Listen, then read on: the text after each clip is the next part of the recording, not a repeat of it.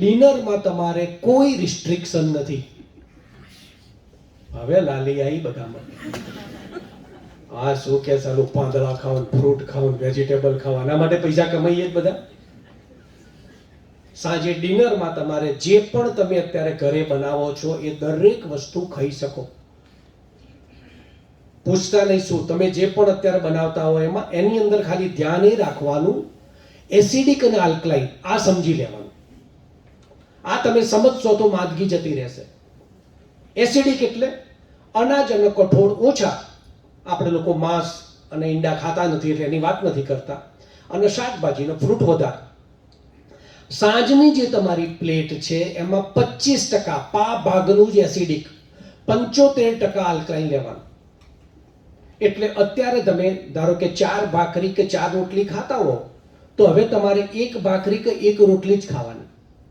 શાક આટલું ખાતા હતા, ડબલ ખાઓ, 4 ગણું ખાઓ, એનો વાંધો નહીં. પાણીપુરી 40 ખાતા હતા તો હવે 10 ખાવાની. આપણા અભરખા બાઢિયા પૂરા કરવાના જ, આપણે કઈ બાવાનું જ બની જવાની. તમે જે સાંજે શાક બનાવો છો, ઘણા કહે છે અમે આખા 250 શાક બનાવે આખા ઘર વચ્ચે. 250 શાક એટલે રીંગણનું જાણે શાક બનાવો તો 2 રીંગણ આવે 250 માં. તો તમારા 4 જણ વચ્ચે 2 રીંગણના શાકમાં તમારે ન્યુટ્રિશન વેલ્યુ કેટલી એ ગણો.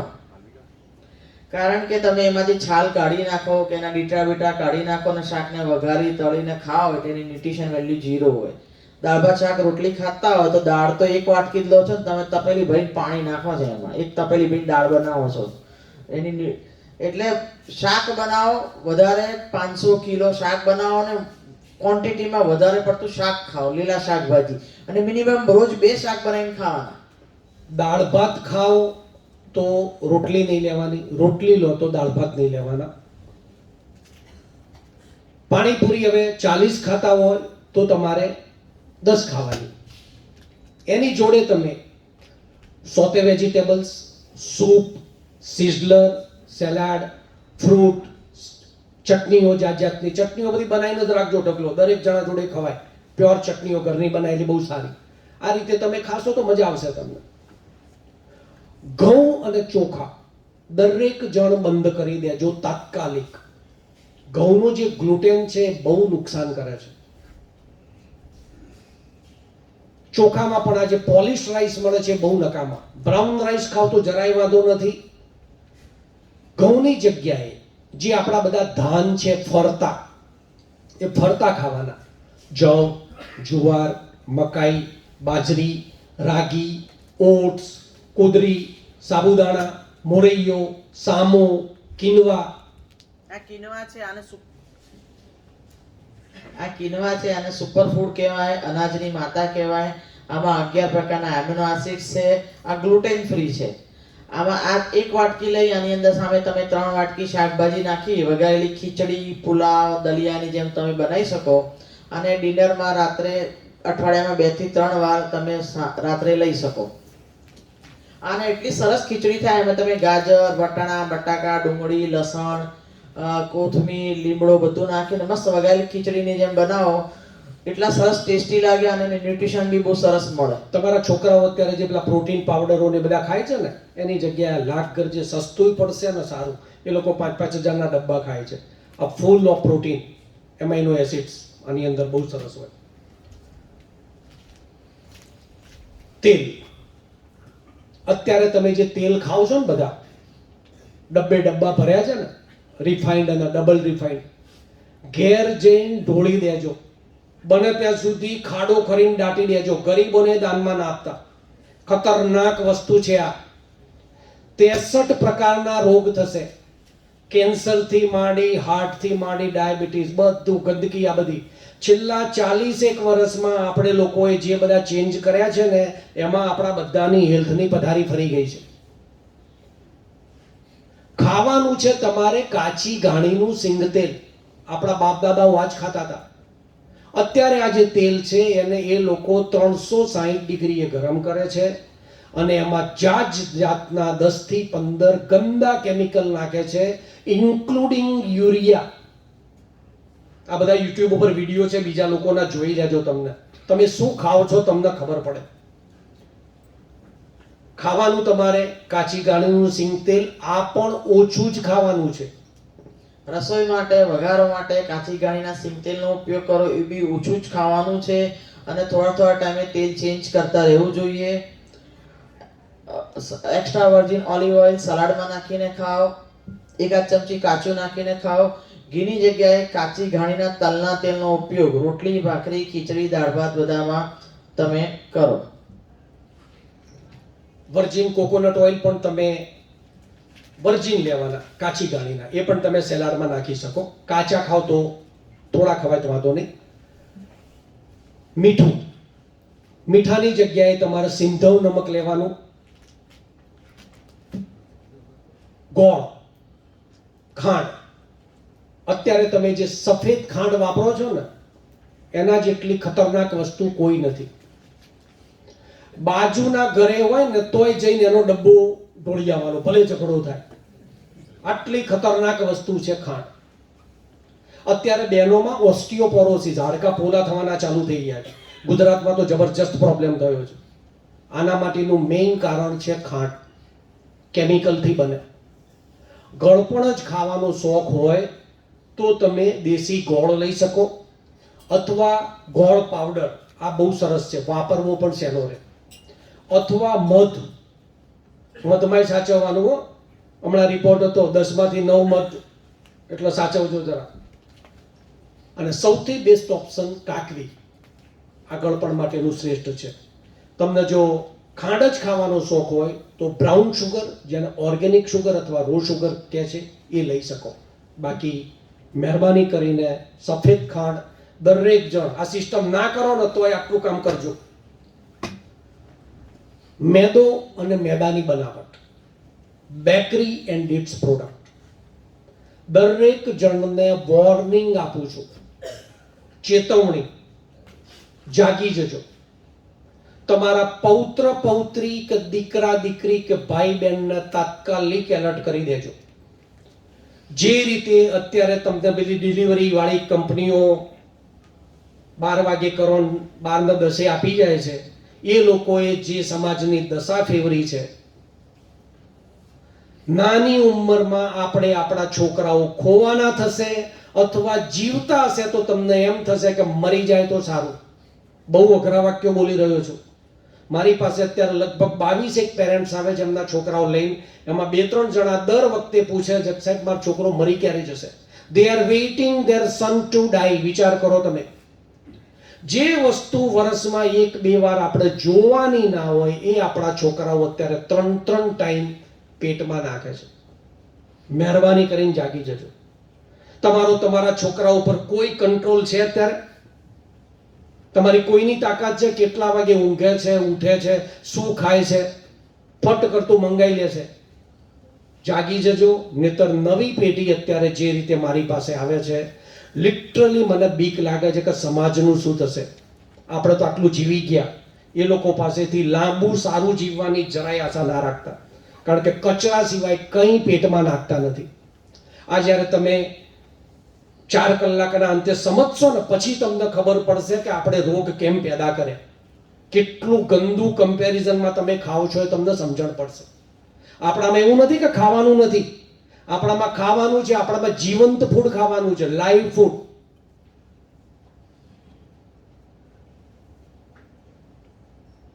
સી બકથોર્ન ખબર છે કોઈને?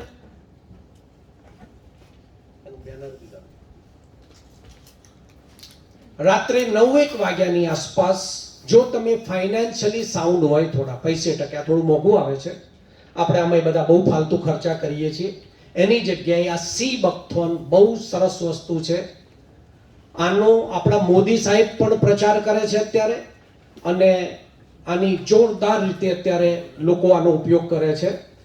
કેન્સરથી માંડીને કોઈ પણ રોગમાં તમને અમેઝિંગ ફાયદો કરાવે છે. આ 20 ml 20 ml 9-1 વાગે તમારે 1 ગ્લાસ પાણીમાં નાખી પીને સૂઈ જવા. પછી કંઈ ખાવાનું નહીં. 9 વાગ્યા પછી તમારે પાણી, જેટલી તરસ લાગે એટલું પાણી પીવાનું, વધારે નહીં, ઓછું નહીં. શરૂઆત ગ્રીન જ્યુસ થી કરવાની. કોઈએ પાણી પહેલા નહીં પી લેવાનું. પછી તમારે વચ્ચે જ્યારે જ્યારે તરસ લાગે ત્યારે તમે કોઈ પણ સીપ બાય સીપ પાણી પીતા રહેવાનું. રાત્રે 10-11 વાગે તમે સૂઈ જાઓ ત્યારે તમારે પાણી પીને સૂઈ જવાનું. પછી રાત્રે ઉઠીને પાણી નહીં પીવાનું. પછી સીધું બીજા દિવસે 12 વાગે ગ્રીન જ્યુસ પીવાનું. ખબર પડી બધાને? આ થઈ આપણી દિનચર્યા. 24 કલાક કેવી રીતે જીવવું. પાણીમાં આજકાલ બધા બહુ ખેલ ચાલુ થયા છે. પાછા નવા ધંધાઓ બહુ ચાલુ થઈ ગયા છે. આરો તો પીતા જ નહીં, નહીતર B12 ને D3 બધા ઘણા બધા છે. પાણીમાં તમે નર્મદાનું પાણી પી શકો. નર્મદાના પાણીને કાચની બરણીમાં, જે હીરાની ક્લિયર કાચની બરણી આવે છે ને, એ કાચની બરણીમાં ઉપર નર્મદાનું પાણી ભરી, ઉપર કાચની રકાબી નાખી, તડકામાં મૂકી રાખો. એ બરણી સાંજે ઘરમાં લઈ રાખો, મૂકી રાખો. બીજે દિવસ સવારે તમારે એને માટલામાં ઠંડુ થઈ જાય એટલે નાખવાનું. સૂર્યના કિરણથી એ પાણી ગરમ થાય, એટલું સરસ થઈ જાય ને કે તમારે કોઈ બીજા પાણીની જરૂર જ નહીં પડે. અમે લોકો આરોના પાણી પીતા જ નથી. આ નર્મદાનું પાણી તમે સૂર્ય કિરણમાં રાખીને પીઓ, બહુ સરસ છે. અને તમે અનાજ કઠોળ નહીં ખાઓ ને તો તમને પાણીની જરૂર બી નહીં પડે. આ તમે જે ગ્રીન જ્યુસ પીશો, ફ્રૂટ્સ ખાશો, સેલડ ખાશો, એટલે પાણીની તરસ જ નહીં લાગે, કારણ કે બધામાં 90% પાણી જ છે. તમે જ્યારે ખીચડી, દાળ ભાત, રોટલી શાક, દાળ ભાત ખાવ છો ને એટલે પાણીની જરૂર પડે. આથેલું ખાઈએ ને એટલે પાણી બહુ જોઈએ. આમાં તમે જેટલું ફ્રૂટ વેજીટેબલ ખાશો એટલે પાણીની તરસ તમારે. અમે ઉનાળામાં માંડ 2-3 ગ્લાસ પાણી પીએ છીએ, જરૂર નથી પડતી બહુ. રાત્રે 11-12 વાગે પાણી પીને સૂઈ જવાનું. પછી સીધું બીજા દિવસે 12 વાગે તમારે ગ્રીન જ્યુસ પીવાનું. આ થઈ આપણી દિનચર્યા. 24 કલાક આ રીતે જીવવાનું. ખબર પડી બધાને? પડી કે નહીં? ઊંધાનું ઊંધું એ ખબર પડી કે નહીં? કારણ કે અત્યાર સુધી તમને શું સંસ્કાર આપવામાં આવ્યા છે? રાજા જેવો નાસ્તો, હેવી બ્રેકફાસ્ટ. અમે અમેરિકા રહેતા ને એટલે આવું જ શીખતા હતા. હેવી બ્રેકફાસ્ટ, આટલું ખાતા. વેપારી જેવું ભોજન અને ભિખારી જેવું ડિનર. આમાં નામાં ભિખારીઓ થઈ ગયા. રવિવારે હેલ્થના સેમિનારમાં જવું પડે. ઊંધાનું ઊંધું કરી જુઓ. મારી વાતનો જરાય વિશ્વાસ ના કરતા, તમે અનુભવ કરીને જુઓ. અને બીજી એક વોર્નિંગ એ આપવાની છે કે ન્યૂ ડાયટ સિસ્ટમનો કોઈ પ્રચાર ના કરતા. કેટલું વિચિત્ર વાક્ય છે.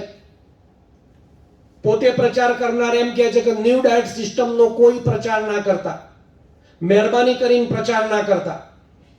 તમે તમારો જે ટાર્ગેટ છે એ અચીવ કરી લો. 2-3 મહિનામાં આખી દુનિયા દોડતી આવશે. અત્યારે કોઈને કે અત્યારે ખાલી સેમિનારમાં મોકલજો. કોઈને કહેવાનું નહીં કે આ બેસ્ટ છે. તમે સાબિત કરીને બતાવો કે ના આ બેસ્ટ છે. 3 મહિના પછી આખી દુનિયા દોડતી આવશે. અમારી ભીડ આની જ રહે છે હવે. એટલે દરેક જણા ખાસ યાદ રાખજો. અને બીજું, જેટલા બને એટલા મને સેન્ટરો બનાવવામાં, તમે બહારના જે આવ્યા છો એ તમારી આજુબાજુ સેવા કરી શકો તો આની અંદર શીખી અને સેવા કરો તમે. આમાં કોઈ પૈસા કમાવાના નથી. પણ તમને જે અમે અત્યારે વોટ્સઅપમાં મેસેજ જોઉં છું, અમુક ટાઈમે આપણને એમ થાય કે ભગવાને આપણને આટલી શક્તિ આપી છે. હમણાં જે છે પંજાબીમાં બેન બોલતા હતા, જો એમને હિન્દી ફાવતું નથી, પણ મેસેજ હમણાં 3 દિવસ, હું રાત્રે 3 વાગે ઉઠી ગયો તો મેં મેસેજ, પછી મેં સવારે મને લાગ્યું કે આ બેનને ફોન કરવો પડશે.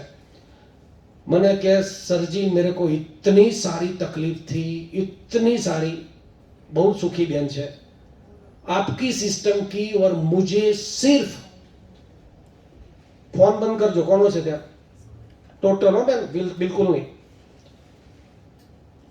इतनी सारी तकलीफ थी એને લગભગ 12 વસ્તુઓ ગણાવી. મને કે સિર્ફ એના કંઈક 90-92 દિવસ થયા, સબ ચલી ગઈ કે અત્યારે કે હું ગુરુ નાનકની પૂજા કરું છું એના પહેલા કે અમરીશભાઈ આપકા નામ દેતી હું. વિચાર કરો તમે, આનથી વધારે ભગવાન તમને શું શક્તિ આપે, કેટલા આશીર્વાદ. અમે જીવીએ છીએ એનું કારણ તમારા આશીર્વાદથી છે. આજે માણસો બચારા diabetes, blood pressure, cholesterol, young છોકરાઓ આવે છે. અને એક છોકરો હતો કોરોનામાં બચારો 22-23 વર્ષનો, ડાયાબિટીસ આવી ગયો, ગભરાઈ ગયો, લોઅર મિડલ ક્લાસનો, અને only in I think 22 days diabetes જતો રહ્યો. આમ છોકરો બોલતો જાય ને રડતો જાય કે મેં તો એમ વિચાર્યું કે આખી જિંદગી સાહેબ મારે ગોળીઓ ખાવી પડશે, અને લિટરલી એનો વિડીયો પણ છે. મટી જશે રોગ આપણામાં. તમે તમારા રોગ મટે પછી પ્રચાર કરજો, પછી તમને હક છે, એ પહેલા કોઈને હક નથી. મટાડીને બતાડજો. 4 મહિના માટે બુદ્ધિ દોડાવવાની બંધ કરજો.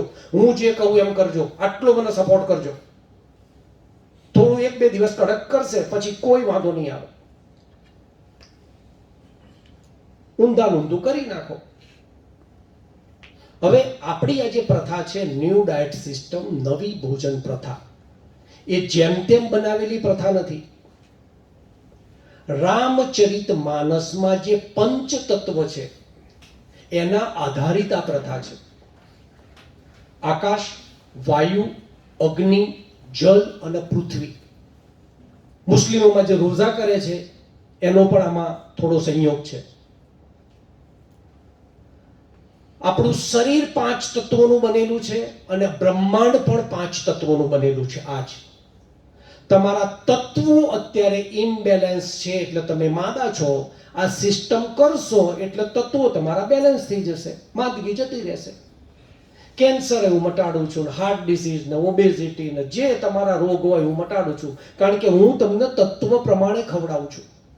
તમે લોકો મન ફાવે એમ ખાવ છો, જેમ તેમ ના ખવાય. એટલે મેં તમને આખું આ 12 વાગ્યાથી આ કેમ એ બધું આ જેમ તેમ નથી. ડાયટ પ્લાન તો અત્યારે છે ને, હું તમને આપીશ, એક કાગળમાં જ લખેલો છે. આ ચોપડીમાં લખ્યું છે પણ કોઈના મગજમાં ઉતરતો જ નથી. ઊંધું છે એટલે ઘણા પ્રશ્નો થાય કે આવું કેમ, કેવું કેમ. એના માટે હું સેમિનાર અને શિબિર રાખું છું. તમે લોકો કોઈને સમજાવવાનો પ્રયત્ન ના કરતા. એમાં બહેનો તો ભૂલથી નહીં, એ તો જેવી અહીંથી બહાર નીકળી નથી કે તરત જ સામેવાળીને સીધી ગાડીમાં બેઠી નથી કે સામેવાળીને ફોન કરશે. આમાં કંઈ જવાની જરૂર નથી. ગ્રીન જ્યુસ પીવાનો, સલાડ ખાવાનો અને સાંજે જમી લેવાનું. મેં જે 4 કલાક અહીંયા બરાડા પાડ્યા હોય એ સામેવાળીને 3 સેકન્ડમાં સમજાવે. જે પેલી એક્ટિવા ઉપર આવી છે દુપટ્ટો બાંધીને બહારવટિયા જેવો, એ એના ફ્લેટનું તાળું ખોલતા ખોલતા બાજુવાળી 3 સેકન્ડમાં મારી સિસ્ટમ સમજાવે. મહેરબાની કરીને આ ધંધો ના કરતા, પાપનું કામ છે. સમજ્યા વગર તમે આના આખું સમજવું પડે.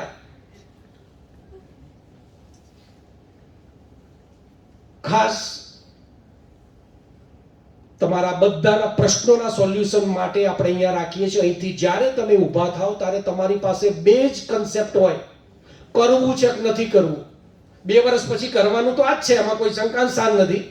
આ વાક્ય લખવું એટલે લખી રાખજો. આટલી અમે દાદાગીરી કરીએ છીએ અત્યારે, કારણ કે બહાર થાકી જશો.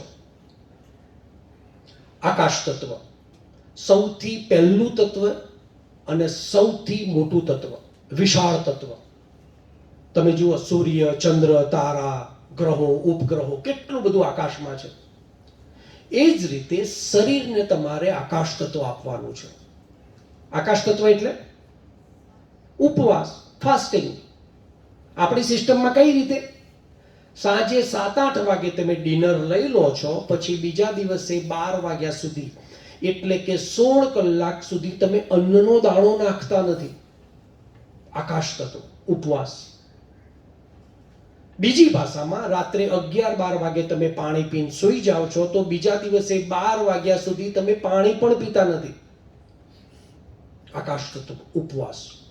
અને ત્રીજી ભાષામાં સવારે ઉઠ્યા પછી 6 કલાક. અમારે પેલા બેન હતા 10 વાગે ઉઠે છે, એમણે કેટલા વાગે પીવાનું હવે ગ્રીન જ્યુસ? 4 અઠવાડિયામાં ડાયા થઈ જશે બેન. ઉઠ્યા પછી 6 કલાક. 10 વાગે ઉઠતા હોય તો 4 વાગે. સવારે વહેલા કદાચ ઉઠતા હોય 4 વાગે તો તમે 10 વાગે પી શકો. ઉપવાસ, ફાસ્ટિંગ કરશો તો જ શરીરની સફાઈ થશે. જ્યારે તમારા શરીરમાં કંઈ પણ નહીં હોય ત્યારે તમારા શરીર આખું બોડી ક્લિન્ઝિંગનું કામ કરશે. એટલા માટે આપણા દરેક ધર્મોમાં ઉપવાસનું મહત્વ છે. જૂના જમાનામાં શું હતું, લોકો ભણેલા ગણેલા નહોતા, એટલે અંધશ્રદ્ધાથી સમજાવવું પડતું હતું લોકોને કે ભાઈ નવરાત્રી કર નહીતર માતાજી ત્રિશુલ લેશે. શ્રાવણ મહિનો કરો નહીતર શિવજી ડમરું વગાડશે. જૈનોમાં અઠ્ઠઈ, પર્યુષણ. જૈનોમાં તો બહુ સરસ સમજ છે ઉપવાસની. કરતા નથી બધા, પણ સમજ બહુ સારી છે. મુસ્લિમોમાં રોઝા, ક્રિશ્ચિયનોમાં લેન્ટના ઉપવાસ. અત્યારે એમના ક્રિશ્ચિયનોના લેન્ટના ઉપવાસ છે. આપણે બધા એમ સમજીએ છીએ કે ક્રિશ્ચિયન ધર્મમાં તો આનંદ પ્રમોદ, એવું નથી ભાઈ. એ લોકો બહુ સરસ કરે છે. ફોરેનમાં લોકો લેન્ટના 40 દિવસના ઉપવાસ કરે છે. દરેક ધર્મોમાં ઉપવાસની વ્યવસ્થા છે. એટલે પહેલા શું હતું, લોકો ઉપવાસ કરી લેતા હતા એટલે ગંદકી નીકળી જતી, એટલે કઈ મોટા રોગ નતા થતા. આ બધા અમુક જે રોગના નામ છે એ પહેલા હતા જ, કઈ નતા એમ નહીં, પણ બહુ રેર લોકોને થતા હતા. અત્યારે પહેલા શું હતું, બધું ખાવાનું સાચું સારું મળતું, પવિત્ર મળતું, કોઈ ભેળસેળ હતી. અત્યારે આજના જમાનામાં તમને કોઈ વસ્તુ સાચી સારી મળે છે? 100 રૂપિયે કિલો વાળી વસ્તુના તમે 1000 રૂપિયા આપો તોય કોઈ ગેરંટી ખરી આપણા દેશમાં? જ્યાં રેમડેસિવિર, મ્યુકરમાઇકોસિસના ડુપ્લિકેટ ઇન્જેક્શન મળી શકતા હોય, જ્યાં કોરોનાની ડુપ્લિકેટ રસીઓ મળી શકતી હોય, ત્યાં તો તમારે કેટલા એલર્ટ રહેવું પડે. એટલે તમારે રોજ ઉપવાસ કરી નાખવાનો, એટલે રોજ કચરો નીકળી જાય. મારા ભર કોરોનાની અંદર પણ મેં લિમિટેડ બેચની અંદર સેમિનારો ચાલુ રાખેલા, કારણ કે પબ્લિક થાકેલી હતી. ક્યાં જાય? ગવર્મેન્ટના નોર્મ્સ પ્રમાણે મેં બધા સેમિનાર બંધ નથી કર્યા અને રેગ્યુલર બધા ઉપવાસ કર્યા છે. એક ડોક્ટર સાહેબ આવેલા, નામ નથી દેવું મારે, બારગામથી. એ એમની વાઈફ માટે આવેલા. બાકીના બધા કરે છે, પણ ડોક્ટરને તો આપણું મગજમાં ઉતરે તોય લોચા પડે ને બચારાને. એટલે એ મને કહે, એ વખતે નવરાત્રી હતી, આઈ થિંક આના આગલા કોરોના, સિવિયર કોરોના, અને હું નવરાત્રીના ઉપવાસમાં હતો. મને કે અમરીશભાઈ, આવી નવરાત્રી અત્યારે ના કરાય, કલાકે ખાવું પડે, 2 કલાકે. 12 દિવસ પછી કોરોનામાં ડોક્ટર સાહેબ જતા રહે, હું છું હજુ. કેવું ના જોઈએ, પણ આ એ લોકોમાં જ્યારથી તમને શીખવાડવામાં આવ્યું છે છેલ્લા 30-40 વર્ષથી કે બસ 3-4 કલાકે ખાઓ અને કલાકે ડિહાઇડ્રેટ ના થાવ, પાણી પીતા રહો, ત્યારથી આપણા બધાની હેલ્થની પથારી ફરવાની ચાલુ થઈ છે. ઉપવાસ અદ્ભુત છે. ઉપવાસને સમજજો. હવે ચૈત્રી નવરાત્રી આવશે 2જી તારીખથી. મેં કરેલું અત્યારે ઈશાન અમારે બધું સરસ બધું સંભાળે છે. ભાઈ તાલી પાડો ઈશાન માટે. એણે હમણાં જ બધા ફોરવર્ડ કરી દીધા. ચૈત્રી નવરાત્રી કરજો તમે, તમને એમ થશે કે ખરેખર ધાર્મિક એ તમારા ઉપર આધાર છે. ધર્મ ઓટોમેટિક આવી જશે તમારામાં. તમને એમ લાગશે કે આટલી સરસ વ્યવસ્થા આપણા ધર્મોમાં છે. હમણાં એક છોકરી હતી, બહુ સુખી ઘરની હતી, એટલે એને બચારીને 4 કલાક બી ઉપવાસ, રાત્રે બી ખાતી હતી. એના ડોક્ટરે કીધું તું તાર ખાતા રહેવાનું, ભૂખ્યું નહીં રહેવાનું. આવું શીખવાડે, બોલો. મને કે સર, પછી એનું વજન બહુ વધી ગયું. એટલી દેખાવડી છોકરી હતી. 8 મહિના પહેલાનો કેસ છે. મેં કીધું બેટા આપણામાં તો. પછી એની મમ્મીનો સપોર્ટ બહુ સરસ હતો, જોરદાર પાવરફુલ મમ્મી હતી એની. ધીરે ધીરે એણે હમણાં ગઈ નવરાત્રી 9 દિવસ નિર્જળા કર્યા, નો વોટર. અને એણે નવરાત્રી 1 જાન્યુઆરીએ છોડી. વિચાર કરો, મારી સિસ્ટમમાં જેમ સમજાય હતી એમ. ફક્ત દ્રાક્ષ ઉપર રહી. લગભગ 112 કિલોની હતી એ ઓક્ટોબરમાં આવેલી. અત્યારે આઈ થિંક 58 kgની આસપાસ આવી ગઈ છે. વિચાર કરો તમે. અને આ બહુ સહેલું છે. તમને એકવાર તમે આ સિસ્ટમ સમજશો ને, પછી તો કાલ ઉઠીને તમને કોઈ પીઝા ખાતો હશે ને, એની દયા આવશે કે બચારો, તમને ખબર પડશે કે કઈ તારીખે એની ટિકિટ ફાટી જશે, એવી ખબર પડશે. હે, હું સમજાવું છું.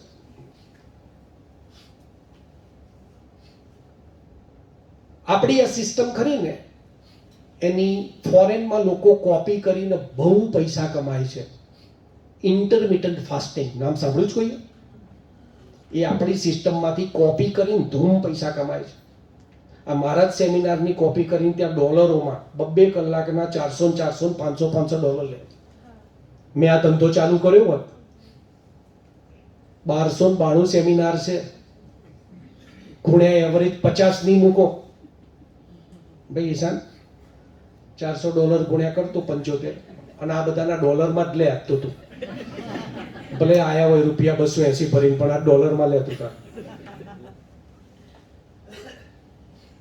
ન્યૂ ડાયટ સિસ્ટમમાં એક વસ્તુ બહુ સરસ છે. કોઈ પણ એવું નથી કે હું કોઈ પણ કન્સલ્ટિંગમાં પૈસા નથી લેતા અને અમે અલાઉ બી નથી કરતા. મારા અંડરમાં એક જણાએ ચાલુ કર્યું હતું ને એણે મને એવું સાંભળવા મળ્યું કે એણે લીધા છે, મેં રાઈટ હવે એનું સેન્ટર બંધ કરાવી દીધું. એટલે એવી ઈચ્છા સાથે તમે કન્સલ્ટિંગના પૈસા લેવાની ઈચ્છા સાથે હોય તો મહેરબાની કરીને ન્યૂ ડાયટ સિસ્ટમમાં ના પડતા. જ્ઞાન જે છે ને એ ફ્રી હોય. પ્રોડક્ટના કંઈક પૈસા લો વસ્તુ અલગ છે, પણ જ્ઞાન ફ્રી હોય. તમે પણ તમારું જ્ઞાન આપો ને, ઠીક છે હવે બધો એક ધંધો થઈ ગયો છે, પણ જે અમુક જ્ઞાન એમાં પૈસા ના લેતા. ઇન્ટરમિટન્ટ ફાસ્ટિંગ એટલે 8 કલાક ખાવાનું અને 16 કલાક ભૂખ્યા રહેવાનું. આપણી સિસ્ટમમાં 12 વાગ્યાથી ગ્રીન જ્યુસ પીવાનો, પછી સલાડ, ફીંડલા, સાંજે થોડો ફ્રૂટ વેજીટેબલ ને સાંજે ડિનર. એમ 8 કલાક તમારે ખાવાનું અને 16 કલાક ભૂખ્યા રહેવાનું. પહેલા 8 કલાક તમે જે ખાધું છે એ ખાવાનું. બાકીના 8 કલાક એટલે સાંજે રાત્રે 8 વાગ્યાથી બીજા દિવસે સવારે 4 વાગ્યા સુધી તમે જે ખાધું છે એનું પાચન થાય અને સવારે 4 વાગ્યાથી બીજા દિવસે 12 વાગ્યા સુધી તમે જે પાચન કર્યું છે એની સફાઈ થાય.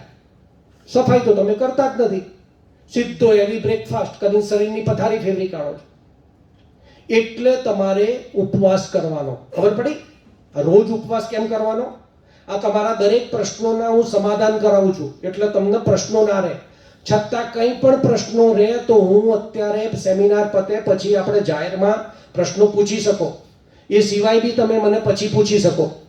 યુટ્યુબ ચેનલ જોનારા દરેક જણા ખાસ એક વસ્તુ યાદ રાખજો, 4 કલાક 5 કલાક કેટલા થાય ખબર નથી, પણ 4 કલાકનો વિડીયો જોયા પછી જ પ્રશ્નો કરજો.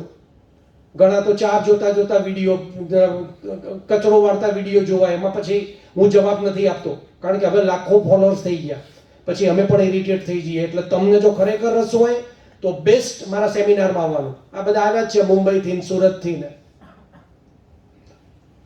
અને સમજી લો તો સારું. નહીતર યુટ્યુબમાં વિડીયો બહુ ધ્યાનથી જોજો, છેક અંત સુધી જોજો. ટુકડે ટુકડે વાળું કામ ના કરતા, રિઝલ્ટ નહીં મળે પછી. એટલા માટે આપણે ઉપવાસ કરી નાખો રોજ, એટલે રોજ કચરો નીકળી જાય, એટલે માંદગી આવે જ નહીં. અમને યાદ જ નથી કે અમે છેલ્લે ક્યારે દવાખાને ગયા છે. શરીરને ધીરે ધીરે વજન વધારાય. તમે ગાડી ચાલુ કરો છો તો પહેલા ગિયરમાં નાખો છો, 5મા ગિયરમાં? અત્યારે તો ઉઠે એવા 5મો ગિયર, થાળી ભરીને નાસ્તો, માંદા જ પડો. એટલે શરીરને ધીરે ધીરે વજન વધારવાનું. એટલે ઉપવાસ તોડવાનો કઈ રીતે? વાયુ તત્વ. વાયુ તત્વ એટલે પાંદડા. એટલે ગ્રીન જ્યુસ પીવાનો. ખબર પડી? મેં ફીંડલા અને સી બકથોર્નના બહુ વખાણ કર્યા, પણ આ કેમ ના કીધું? કારણ કે આ વાયુ તત્વ નથી. એટલે તમારે પાંદડાનો રસ બનાવીને પીવાનો. કોઈ આજુબાજુ વાળાને શીખવાડતા નહીં પાંદડા કઈ રીતે કરવું. એમને સેમિનારમાં આવે પછી શીખવાડજો, તમે શીખવાડવા ના બેસતા. વાયુ તત્વથી પછી થોડું ભારે તત્વ લેવાનું, એ છે અગ્નિ તત્વ. અગ્નિ તત્વ એટલે ફ્રૂટ. આપણે બધા ફ્રૂટને કાચા સમજીએ છીએ. ફ્રૂટ કાચા કહેવાય. સૂર્યનારાયણ ભગવાન એની શક્તિથી પકવે છે. કેરી, કેળા, તરબૂચ, ટેટી, દાડમ, પપૈયું, ફીંડલા, સી બકથોર્ન, આ બધું એક દિવસમાં તૈયાર થાય છે. ભગવાન આને પકવે છે. બધાને ખબર પડે છે ને શું સમજાવું છું બધું? હવે આપણે બ્રેક લેવાનો જ છે. ઈશાન, આપણે હવે અગ્નિ તત્વનું છે એ પછી સમજાવીએ. ગ્રીન જ્યુસ તૈયાર છે? થાય છે. કેટલી વાર લાગશે ગ્રીન જ્યુસમાં? તૈયાર છે? ઓકે. હવે વિડીયો બંધ કરીએ છીએ.